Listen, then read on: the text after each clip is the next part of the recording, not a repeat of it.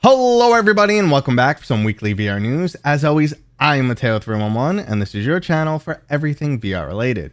So it's basically business as usual. We got a couple cool looking games dropping this week, some even cooler updates and announcements, but there are two main topics I want to go over.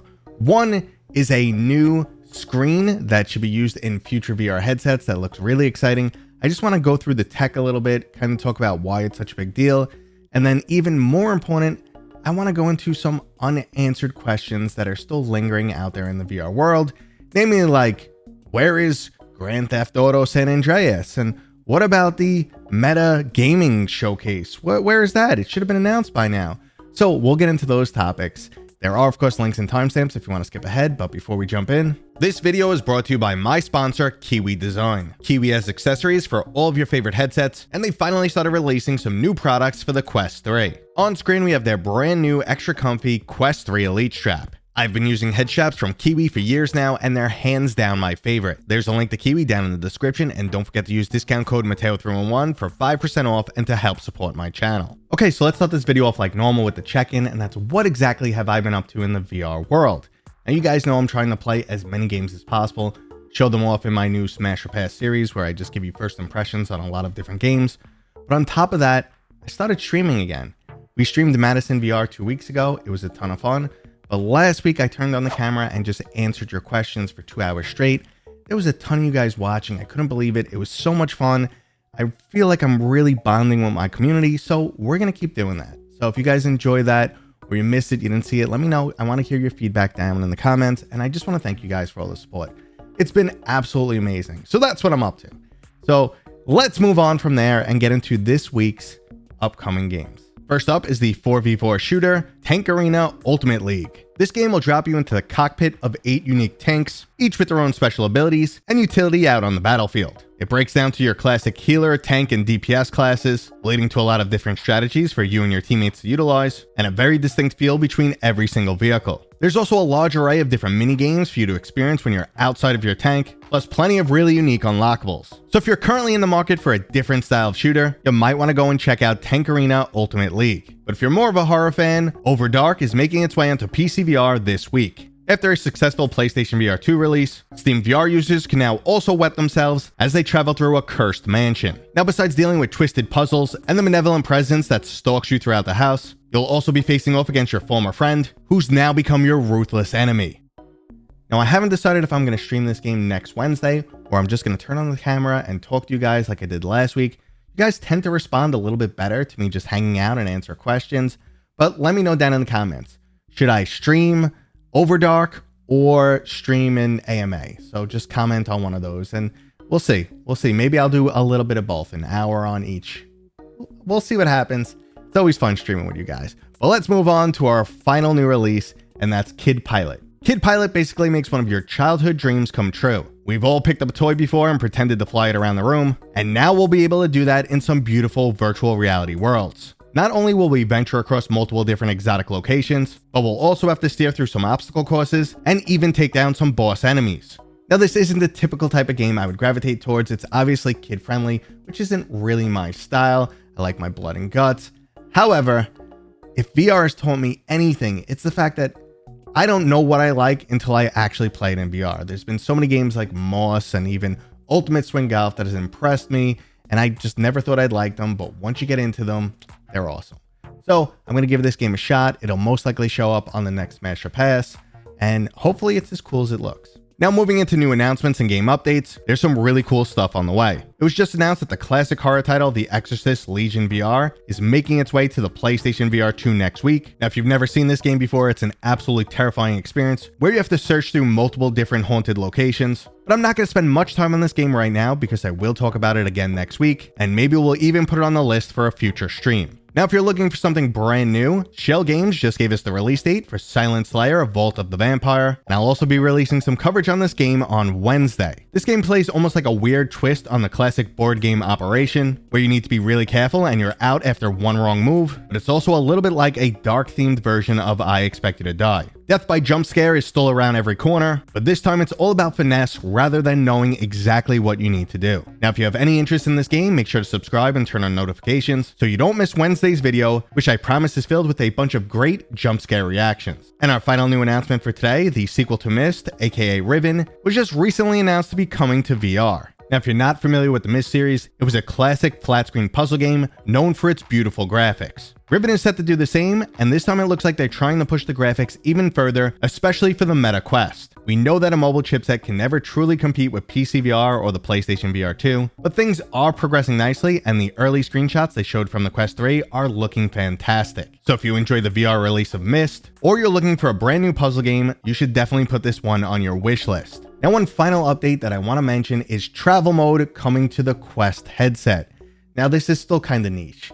Not a lot of people travel with their headset and use it on like a train or a plane, but I personally have. I've used mine on a plane, and I've even attempted to use mine on a cruise ship recently where it didn't work. So basically, it's the same thing that a lot of people experience. If you have a lot of motion, your menu will kind of just float away. Your headset doesn't know what's going on. It gets confused. This actually happened to me recently on my cruise. It was a really rocky night, and we were at sea, not much to do on the boat. My family was a little seasick, and I said, you know what, let me throw on my headset, which I brought with me. Let me kill a little bit of time, and I just couldn't use it. My interface kept kind of floating away. My hands kept floating away because it was a really rocky night. So travel mode should solve that. I'm glad to have it. I do travel with my Quest every few months, honestly. I do.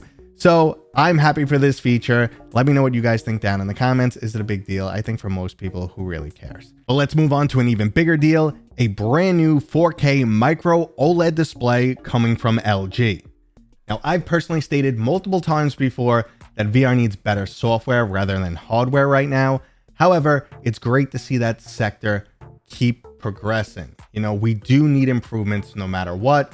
And I recently did my big screen beyond review, and one of the things I talked about was the fact that when you combine a pancake lens with an OLED screen, brightness becomes an issue. The pancake lens will reduce the majority of the light. So the fact that we are now getting a much brighter screen with even higher resolution, greater DPI, this will definitely be an enhancement that solves the issue that I found here. The other issue that I experienced was with high persistency, which leads to ghosting and motion blur. Now, with a headset like this, when they make it much brighter, you always talk about when you drop the brightness level, the persistency goes down and that is reduced. So just having a screen that's much brighter to begin with, after it goes through the lens and loses the vast majority of its brightness level, like I think it's something like 90% reduction, which is crazy. After that reduction, you still have a nice, bright, vibrant display that isn't blasting the pixels and leading to high persistency. So we're solving all of those issues. So the people who are really annoyed by LCD now because they think it's washed out and just not good enough and prefer OLED, then you go against the people like me who are like, no, I can't deal with the persistency and the dimness. So yeah, soon we're gonna solve all the problems and we'll all be happy. So I'm really happy to see, you know, new hardware like that coming out. Now, my next main question is, well, what are they planning to use it for? Are they just, you know, getting ready for future headsets? They're working on this technology because you always need to increase technology. Or is this something that's going to be mass produced and we're going to see in like the Quest 4? Or where's it going? That's my main question right now. I can't wait to see these in action because, like I said, I liked a lot about this, but there were some issues and they can be resolved with just a little bit newer hardware. Now, the other big question mark going on in the VR industry right now is, where is Meta's Summer Showcase? People keep asking me, what's going on with the Summer Showcase? Do you have any information? Why hasn't it been announced now? We already had it last year. And I'm just like, all right, I don't have information, unfortunately. I've spoken to some people inside, and it was supposedly going to happen, then not going to happen. It still might happen. Unfortunately, I don't have answers for you guys. It's a big question mark still. Like, just like, you know, GTA San Andreas, we can kind of only speculate here. I think it might not happen only because right now Meta is pushing the other summer showcase where they're going to show off Batman VR.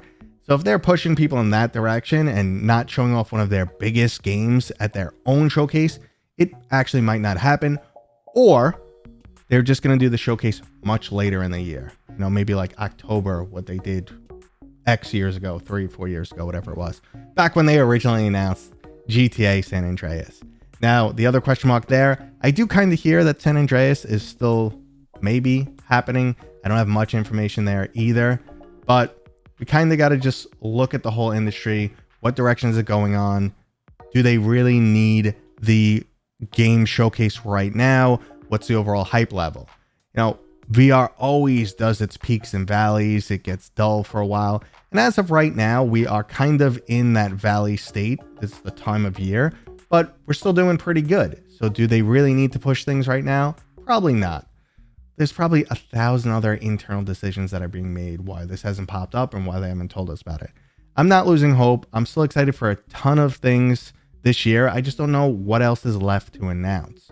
You know, we pretty much have the majority of the big games lined up for the end of the year. We have Alien Rogue Incursion. We have Batman. We have Behemoth.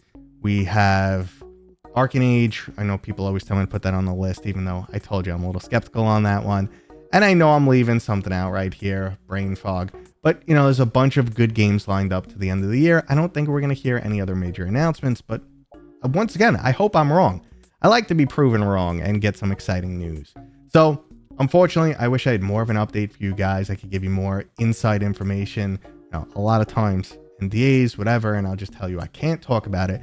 But in this case, I have conflicting information. I don't know what's going on. So if I hear more, I will tell you guys. And if you want to talk to me, you know, ask me anything, join the live stream on Wednesday. That's when you can get the most information out of me.